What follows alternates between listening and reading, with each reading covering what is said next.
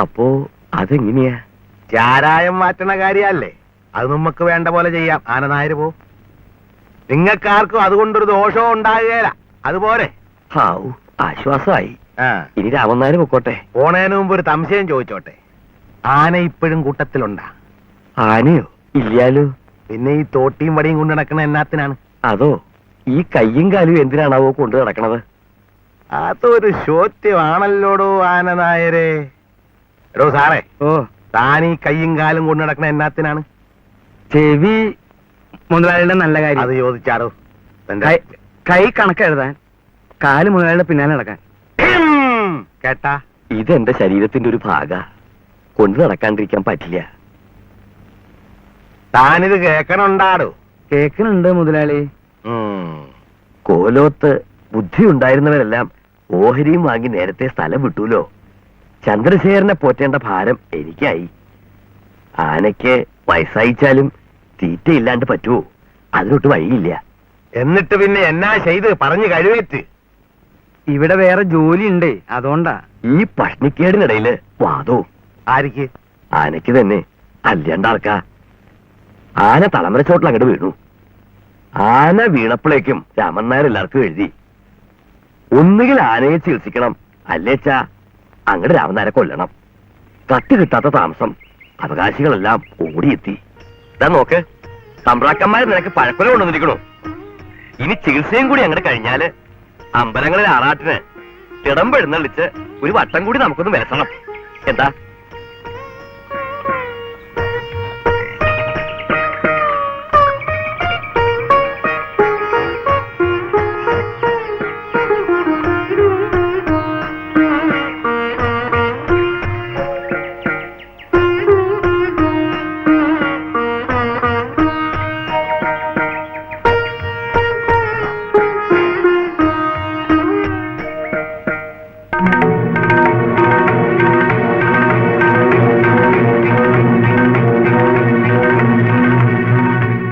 പഴത്തിനകത്ത് വിഷമായിരുന്നു എന്ന് ഞാൻ അറിഞ്ഞില്ല.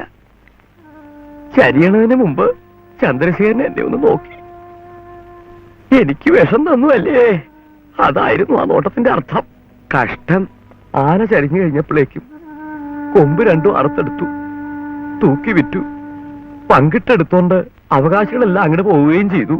അപ്പോ രാമൻ നായർക്കോ? എനിക്ക് വിഷം തന്നില്ല, ഈ തോട്ടിയും വടിയും തന്നു. എന്നാത്തിന്? രാമൻ നായർ എന്തെങ്കിലും ആനയെ വാങ്ങുമ്പോ തോട്ടിക്കും വടിക്കും ബുദ്ധിമുട്ടുണ്ടാന്ന് കരുതിയിട്ടുണ്ടാവും. സ്നേഹമുള്ളവരാ തമ്പ്രാക്കന്മാര്.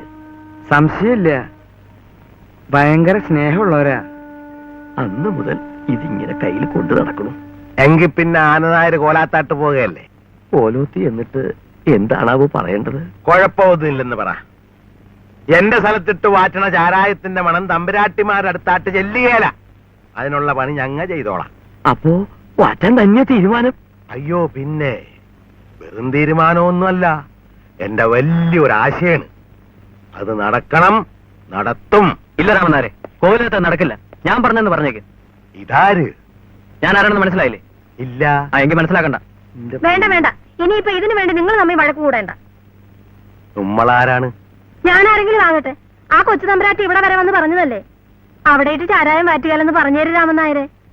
ഓണം തരം നോക്കണ്ടേ? നിക്ക്, ഇതൊക്കെ പറയാൻ നിങ്ങൾ രണ്ടുപേരും ആരാണെന്ന് ഞാനൊന്ന് അറിഞ്ഞാട്ടെ. ഈ നിക്കണത് നിങ്ങളുടെ മകൻ. ഇവനാ എന്നാര് പറഞ്ഞു? അവനെ പറ്റി ഞാൻ പറയണ.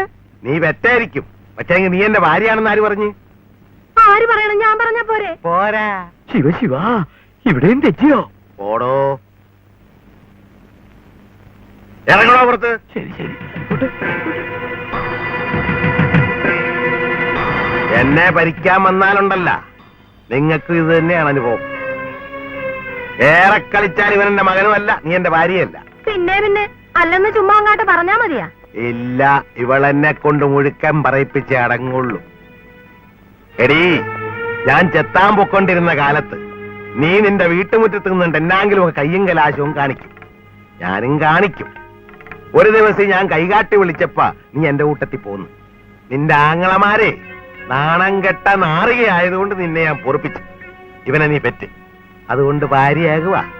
ഭാര്യയാകണമെങ്കിലേ നിയമമുണ്ട്, രേഖ വേണം, രേഖ.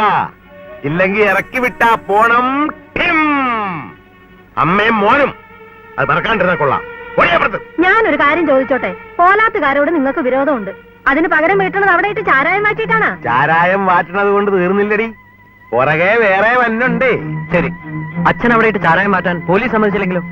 പോലീസിന്റെ സമ്മതം കൊച്ചുവാവക്കെന്തിനാണ്ട, അതിന് മുകളിലുള്ളവർ സമ്മതിച്ചാ പോരെ. കെട്ടണ്ടവരെ എല്ലാം കെട്ടണ്ട പോലെ കെട്ടിക്കൊണ്ട് തന്നെയാണ് കൊച്ചുവാവ ചാരായം വാറ്റിക്കൊണ്ടിരിക്കണത്. ഇനി വാറ്റാൻ പോണതും അങ്ങനെ തന്നെയാണ്. ഇല്ല, ഇനി അത് നടക്കില്ല. അച്ഛനെ പോലുള്ളവർ പണ്ട് അങ്ങനെ പലതും ചെയ്തിരിക്കും. ആ കാലമൊക്കെ കഴിഞ്ഞുപോയി. ആ കാള ഈ മണ്ടൻ ഗണേശനോട് എന്നാ പറയാനാണ്. എടീ മങ്കെ, നമ്മടാ ഇവിടാ തന്തയുടെ പൊലകുടി, പെണ്ണിന്റെ പുളികുടി, അല്ലെങ്കിൽ മകന്റെ മകളുടെ കല്യാണം, ഇതൊന്നും അല്ലെങ്കിൽ പാട്ട് രണ്ട് ശാത്തം എന്നൊക്കെ പറഞ്ഞ് ചില നേതാക്കന്മാരും മന്ത്രിമാരും ഒക്കെ വരാറില്ലേ? പിന്നെ ഇല്ലേ, അവരൊക്കെ ഇവിടെ വന്നതേ കൊച്ചുവാവനെ വിളിച്ചോണ്ടുപോയി വയറ് നിറച്ച് ചാറ് തരാനൊന്നുമല്ല, അവരുടെയൊക്കെ തഞ്ചിയും കീശയും വീർപ്പിക്കാൻ രൂപ മേടിക്കാൻ വേണ്ടിയിട്ടാണ്. അങ്ങനെ കൊച്ചുവാവുമാരുടെ രൂപ മേടിച്ച മന്ത്രിമാരും നേതാക്കന്മാരും സർക്കാരും ഒക്കെ കൊച്ചുവാവുമാര് വരയ്ക്കണ വരെ നീക്കും, ഇരിക്കും, കിടക്കും, പെടുക്കും. പോടാ.